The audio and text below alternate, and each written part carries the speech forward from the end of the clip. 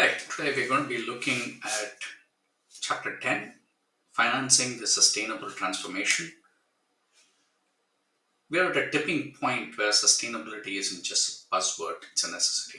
Yet, one pivotal question remains: how do we finance the transformation? Something that a lot of businesses go through.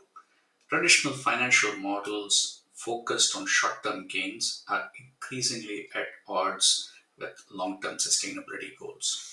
Can't be further uh, from this situation, right? So we look at how to access capital for sustainability projects. First and foremost, traditional investment routes such as banks, loans, bonds, etc. They've evolved to include sustainability related parameters. Venture capital is also increasingly tuned into the potential of green startups, clean tech, climate tech, etc. A number of venture capital firms are involved in this area, and I've been in touch with many of them. We then look at the role of banks and financial institutions. The transformative power banks and financial institutions wield in promoting sustainability can't be underestimated. To fully grasp their influence, you have to look at how these entities fund, shape, and sometimes hinder sustainable initiatives. So it does hinder, yeah.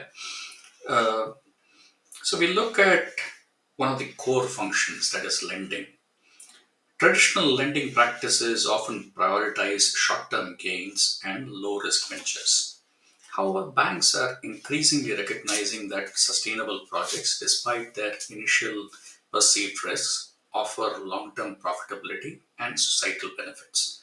A growing number of financial institutions are establishing green lending criteria, often at a lower interest rate than what they offer for other projects, setting aside specific funds for projects that meet sustainability benchmarks. Moreover, financing renewable energy is a significant area where banks can make a difference. For example, large scale solar farms, wind energy projects, and geothermal plants require substantial initial investments. Banks that lead in green financing are not only providing capital but also promoting technology that reduces carbon footprint. Another critical aspect is the issuance of green bonds. So we study green bonds as a financial instrument. We also look at sustainability linked loans, sustainability linked bonds as some of the other structures that banks offer. And we also have a network of banks that we work with in order to finance sustainability linked transition, etc. Another key area is how digital transformation and digital innovation can play into your sustainability goals. Holds immense promise. Fintech solutions, blockchain for transport tracking, AI for predictive analytics about environmental impact are all opening up new frontiers. Emission reduction technologies using digital is definitely a big area in this space.